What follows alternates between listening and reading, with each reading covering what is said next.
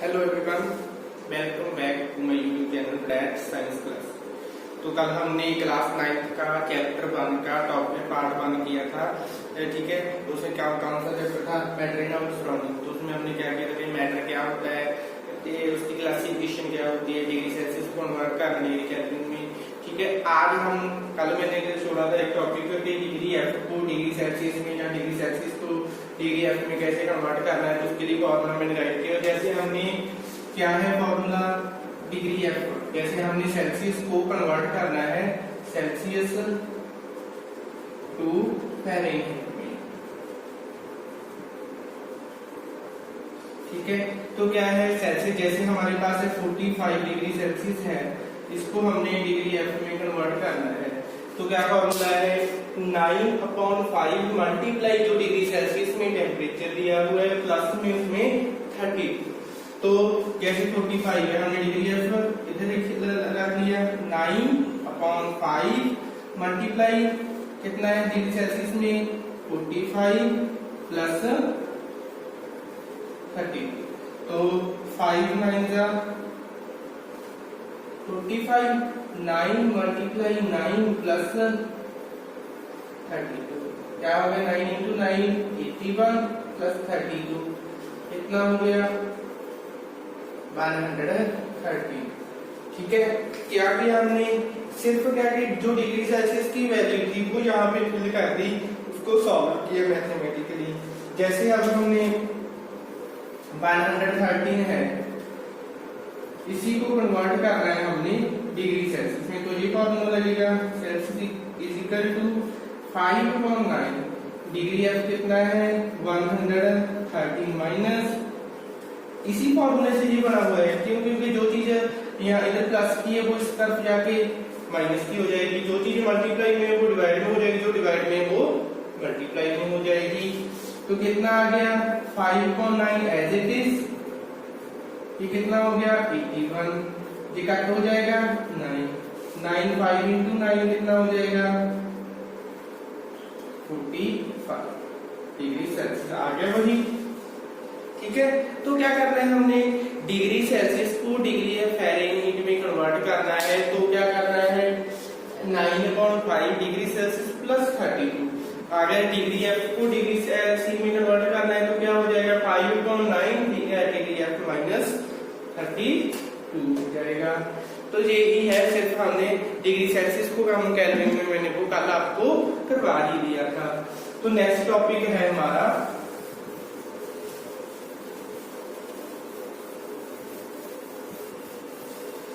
Effect of change of state of matter, कि हम state जो मैटर की स्टेट पढ़ी थी कौन सी, सॉलिड लिक्विड गैसेस, ठीक है। वो सॉलिड है लिक्विड में कैसे कन्वर्ट होता है, लिक्विड है गैसेस में कैसे कन्वर्ट होता है, गैसेस है सॉलिड में कैसे कन्वर्ट होती है, वही करना है हमने। क्या effect of change of state of matter, ठीक है।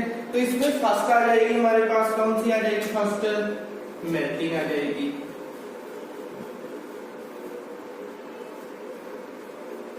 मेल्टिंग क्या होती है, मेल्टिंग क्या होती है, किस चीज का पिघलना, मेल्ट हो जाना। तो ऐसा जो चीज जैसे कोई भी सॉलिड सब्सटेंस है, जैसे ये सॉलिड है, जो जब ये मेल्ट हो जाएगा वो क्या है, ये उसका मेल्टिंग हो गई, ठीक है। मतलब क्या है इसका, सॉलिड चेंज करना है हमने, solid changes to liquid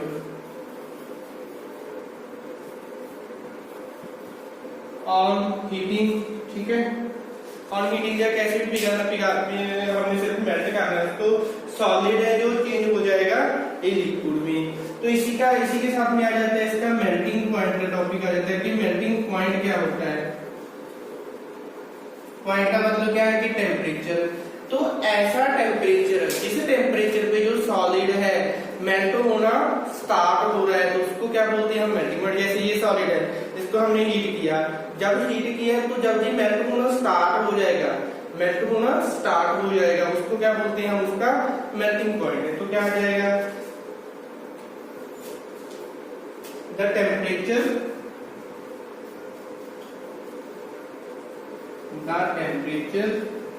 at which solid starts melting। ठीक है, तो क्या है, ऐसा टेम्परेचर जहां पे सॉलिड मेल्ट होना स्टार्ट हुआ है, गिवन सॉलिड स्टार्ट्स मेल्टिंग। तो ऐसा टेम्परेचर, जिस टेम्परेचर पे जो है सॉलिड मेल्ट होना स्टार्ट हो रहा है, वो क्या है, उसका मेल्टिंग पॉइंट है। फिर हमारे पास नेक्स्ट आ जाएगा बॉइलिंग।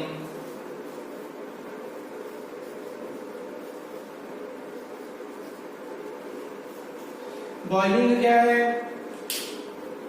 लिक्विड है जो चेंज हो जाएगा, इसमें लिक्विड चेंजेस टू गैस और वेपर। जैसे पानी है हमारे पास, वाटर है, वाटर को हम हीट करेंगे तो वो क्या होता है, वो इसके वेपर्स बनने स्टार्ट हो जाए, भाप सी बन जाती है ना, तो वो क्या है, उसके वेपर्स बन रहे हैं, मतलब क्या है, लिक्विड है जो गैसेस में कन्वर्ट हो रहा है, वेपर्स में कन्वर्ट हो रहा है, तो वो क्या है, बॉइलिंग हो गई। तो इसी के साथ आ जाएगा हमारा बॉइलिंग पॉइंट हो जाएगा, क्या हो जाएगा, बॉइलिंग पॉइंट क्या हो गया, हमने यहाँ पे क्या किया था, ऐसा टेम्परेचर जो जहाँ मेल्टिंग पॉइंट क्या था, ऐसा टेम्परेचर यहाँ पे सॉलिड स्टार्ट हो रहा है मेल्ट होना, तो यहाँ पे बॉइलिंग पॉइंट में क्या आएगा, था टेम्परेचर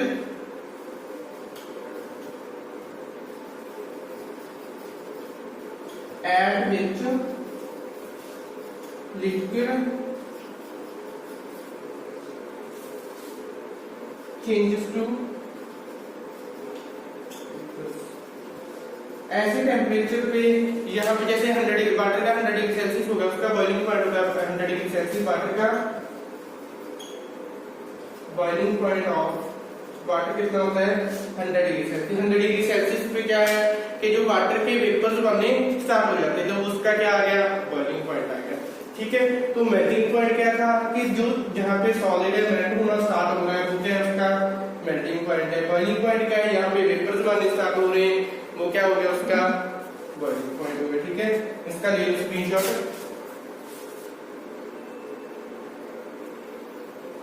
हो गया। तो नेक्स्ट है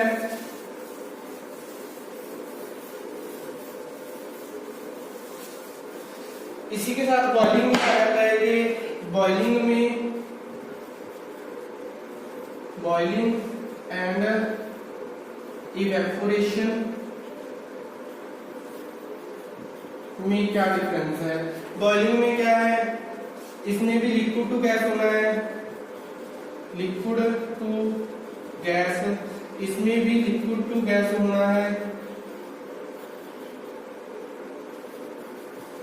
ठीक है दोनों में एक ही बात है, इसमें भी जो लिक्विड है वो गैसेस में कन्वर्ट होगा, इसमें भी वो लिक्विड है गैसेस में कन्वर्ट होगा। इसमें तो एट बॉइलिंग पॉइंट होगा और इसमें क्या है, एट एनी टेम्परेचर हो जाएगा। ठीक है, तो क्या है कि लिक्विड गैस में कन्वर्ट हो रहा है एट बॉइलिंग पॉइंट, मतलब जब हम किसी चीज को हीट कर रहे हैं, हीट करने के बाद वो उसका जो उसके वेपर्स बनना स्टार्ट हो रहे हैं, ठीक है, वो काम हो रहा है। लेकिन इवेपोरेशन में क्या है, जैसे वाटर है उसको हम ऐसे ही नॉर्मल टेम्परेचर पे भी छोड़ देंगे, 30 डिग्री 40 डिग्री सेल्सियस 50 डिग्री पे, जहाँ पे हमारा नॉर्मल टेम्परेचर हो जाता है, तो वहां पे भी उसके कुछ ना कुछ वेपर्स हैं जो वो बनते रहेंगे। ठीक है, सेकंड आ जाता है ये बल्क फिनोमिना है, और ये क्या है, सरफेस फिनोमिना है।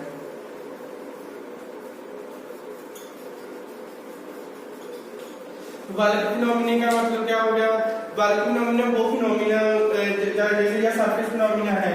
ठीक है, सरफेस और बल्क का क्या मतलब है कि जो उसके वेपर बन रहे हैं, उसके पार्टिकल्स है, वो कहीं से भी बन सकते हैं। जैसे हमारे पास ये कोई कंटेनर है, ठीक है, और इसमें ये पार्टिकल्स बने हैं, तो उसका जो पेपर है जैसे इस पार्टिकल का भी तो बन सकता है, इसका भी बन सकता है, सरफेस का भी बन सकता है, ये होती है सरफेस, और इसका भी बन सकता है। तो मतलब ये क्या हो गया, इसका ये बल्क हो गया। और सरफेस फिनोमिना में क्या है, शेप के सरफेस के मॉलिक्यूल्स हैं जो वो इवेपोरेट होंगे, ठीक है। तो सिर्फ सरफेस के जो मॉलिक्यूल्स सिर्फ वो इवेपोरेट हों तो वो क्या है, सरफेस फिनोमिना है। और बल्क में क्या है, कहीं से कोई भी मॉलिक्यूल जो कोई भी पार्टिकल है वो इवेपोरेट हो सकता है। और साथ में एक और क्वेश्चन होता है कि इवेपोरेशन है जो उसके कारण क्या होती है, कूलिंग, जैसे क्वेश्चन भी आया कई बार, इवेपोरेशन कॉल्ड कूलिंग। इवेपोरेशन मतलब जैसे हमें पसीना आ रहा है, ठीक है, स्वेट आ रहा है, जैसे इसमें पसीना आएगा हमें तो हमारी बॉडी में से जो हीट है वो बाहर निकल रही है, हीट बाहर निकली तो हमें ऑब्वियसली क्या होगा, कूलिंग सी महसूस होगी ना। तो इसलिए जब स्वेट आता है तो हम अपने आप को ठंडा सा महसूस करते हैं, तो वो क्या हो, इवेपोरेशन है जो कॉज कर रही है क्या, कूलिंग, ठीक है। नेक्स्ट टॉपिक आ जाता है हमारा, हमने क्या किया, मेल्टिंग कर लिया, बॉइलिंग कर लिया, इसके बाद आ गया हमारा थर्ड कंडेंसेशन। मेल्टिंग में क्या था, गैस सॉलिड टू लिक्विड, और बॉइलिंग में क्या था, लिक्विड टू गैस। अब क्या करना है, हमने जो गैसेज हैं कन्वर्ट हो इसमें, हाँ जी, लिक्विड में ऑन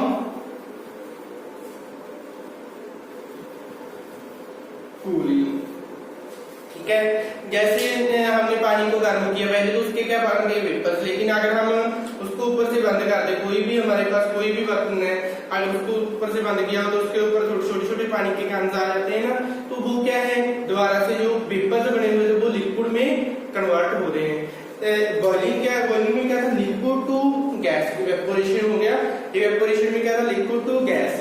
कंडेंसेशन में क्या है, गैस टू लिक्विड, गैस का कन्वर्ट होना ये लिक्विड में, ठीक है।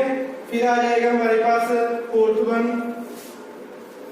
फ्रीजिंग। फ्रीजिंग में क्या करते हैं हम, फ्रीजिंग में तो आप सभी को पता होगा क्या होता है, फ्रीजिंग में क्या करते हैं, फ्रीजिंग में रेफ्रिजरेटर के लिक्विड को चेंज करते हैं, किसमें, लिक्विड टू सॉलिड। जैसे हम फ्रिज में पानी रखते हैं तो उसको जब हम कूल करते हैं, ठीक है, उसका टेम्परेचर है जो 0 डिग्री सेल्सियस माइनस में क्या चला जाता है, तो क्या करते हैं हम, वो लिक्विड है जो किसमें कन्वर्ट हो जाता है, सॉलिड में, मतलब वाटर की क्या बन जाती है, आइस बन जाती है, ठीक है। फिर आ जाएगा फिर हमारे पास सब्लिमेशन।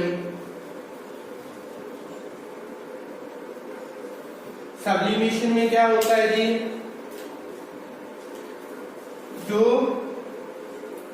सॉलिड है वो डायरेक्ट कन्वर्ट हो जाएगा किसमें, वेपर्स में, विदाउट, ध्यान रखना, विदाउट चेंजिंग टू किसमें, लिक्विड में। कि जो सॉलिड है,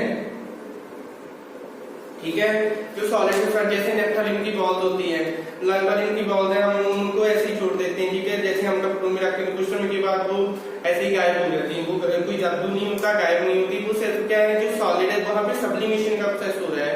सब्लिमेशन का प्रोसेस का मतलब क्या हो गया, जो सॉलिड है वो किसमें कन्वर्ट हो रहा है, डायरेक्ट गैसेस में, without changing to liquid form, कि लिक्विड में नहीं चेंज होगा, जो सॉलिड है डायरेक्ट हो जाएगा गैसेस में, और जो गैसेस में डायरेक्ट चेंज हो जाएंगी लिक्विड सॉलिड में, तो वो क्या हो गया हमारे पास, सब्लिमेशन।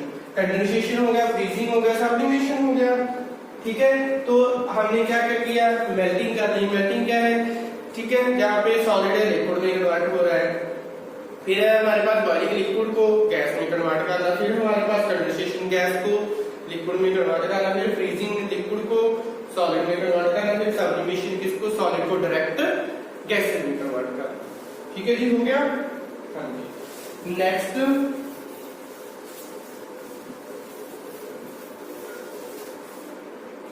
क्या क्या फैक्टर्स हैं जो अफेक्ट करते हैं, क्या है हमारे पास फैक्टर्स अफेक्टिंग इवेपोरेशन। क्या टॉपिक है? Factors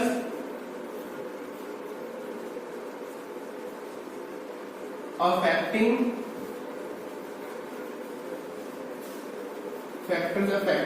evaporation. इवेपोरेशन को कौन कौन से फैक्टर है जो वो इफेक्ट करते हैं?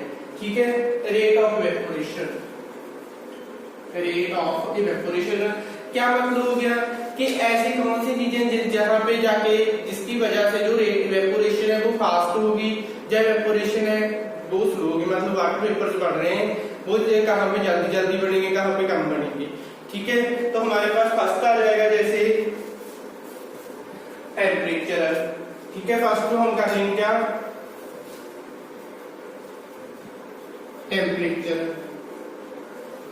टेम्परेचर से हमें सिंपल पता चल रहा है क्या कि अगर हम जैसे एक तो नॉर्मल चीज पड़ी है, ठीक है, वहां वो हौली धीरे धीरे धीरे धीरे धीरे वेपर्स बनेंगे। ठीक है, जैसे हमने वाटर की एग्जांपल ले लो। वाटर को हमें यहाँ पे रूम टेम्परेचर पे छोड़ दें, यहाँ पे रूम टेम्परेचर पे छोड़ा तो उसके धीरे धीरे धीरे वेपर्स बनेंगे। लेकिन अगर उसको हम हीट करेंगे तो उसके कितने fast fast fast fast vapours हैं जो वो बनते रहेंगे। तो क्या हो गया? आप देखो हमारे पास अगर टेम्परेचर इंक्रीज करेंगे, if temperature increases then rate of evaporation also, rate of evaporation also increases. बढ़ ही रहा है ना जी। क्या कि अगर हम टेम्परेचर बढ़ा रहे हैं तो इवेपोरेशन है जो उसके वेपर्स है वो भी फास्ट फास्ट बढ़ रहे हैं। तो इसमें सेकंड आ जाएगा हमारे पास, क्या कर लेंगे सेकंड? जैसे आ गया हमारे पास surface area.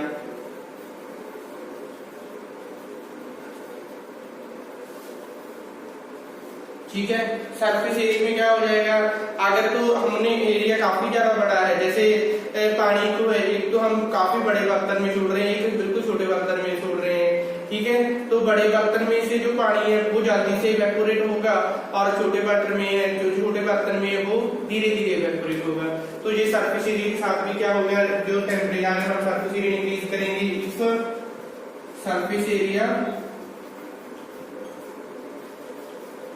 increases then temperature भी क्या हो जाएगा? Sorry, rate of evaporation, rate of evaporation increases. ठीक है जी, क्या किया हमने? अगर सरफेस एरिया बढ़ा रहे हैं तो रेट ऑफ इवेपोरेशन है वो भी बढ़ रहा है। पहले क्या था? टेम्परेचर बढ़ा रहे हैं तो इवेपोरेशन इंक्रीज हो रहा है। अब हम सरफेस एरिया बढ़ा रहे हैं तो भी इवेपोरेशन है जो वो इंक्रीज ही होगी। थर्ड आ जाएगा हमारे पास, जैसे हम विंड स्पीड आ गया।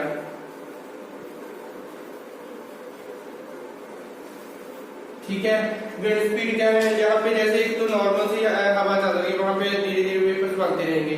लेकिन अगर बहुत तेज हवा चल रही है तो बहुत विंड की स्पीड है बहुत ज्यादा फास्ट है।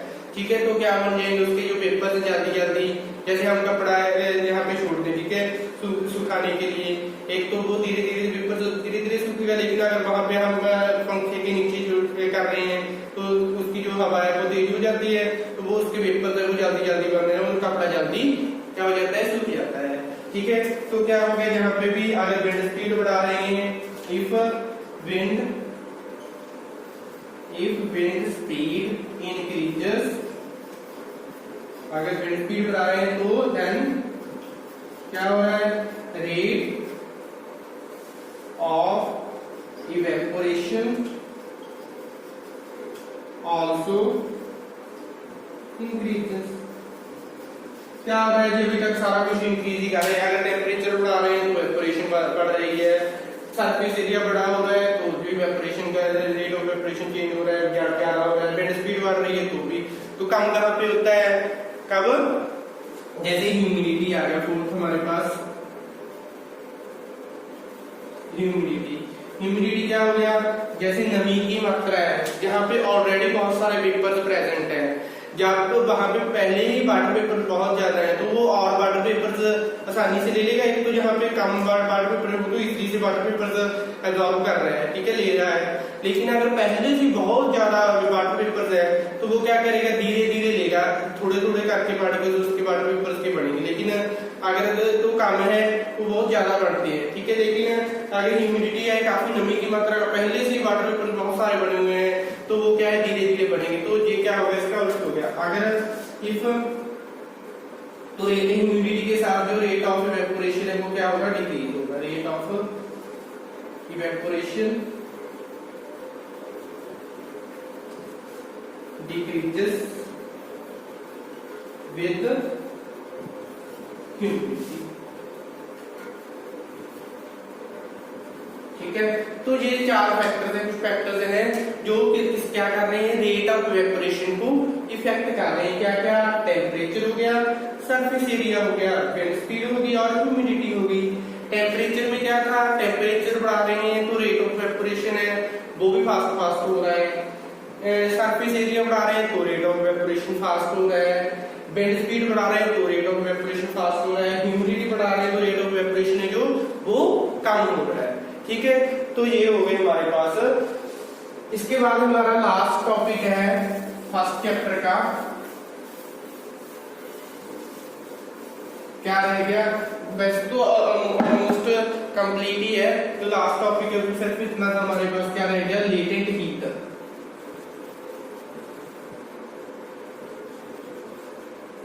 लेटेंट हीट क्या होती है, द हीट एनर्जी है, the heat supplied to change of state of matter. क्या है, क्या ऐसी हीट जो हम दे रहे हैं इसको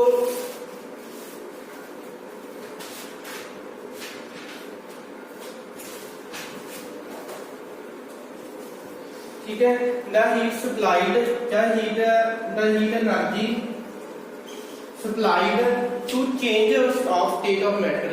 ये जो हम हीट एनर्जी दे रहे हैं, सप्लाई कर रहे हैं किसको, स्टेट को, मैटर की स्टेट को चेंज करने के लिए, सॉलिड को लिक्विड में कन्वर्ट करने के लिए, लिक्विड को गैसेस में कन्वर्ट करने के लिए।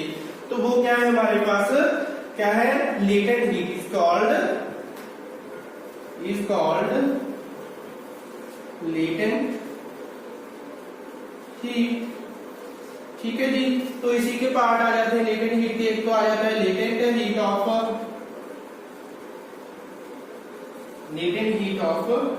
क्या होता है,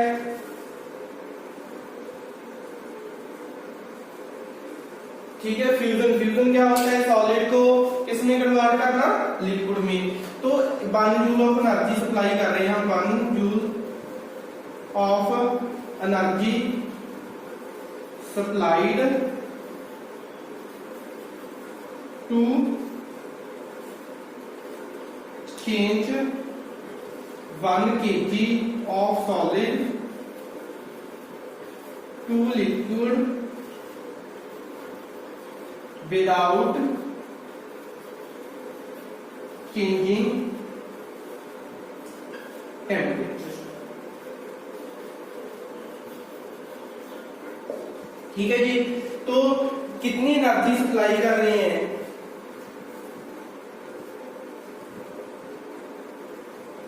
ठीक है, कितनी एनर्जी, कितने जूल ऑफ एनर्जी हम सप्लाई कर रहे हैं, क्या है, 1 kg और सॉलिड को कन्वर्ट करने के लिए किसमें, लिक्विड में। वो क्या हो गया, फ्यूजन। सेकंड आ जाता है हमारी इसकी second type, latent heat of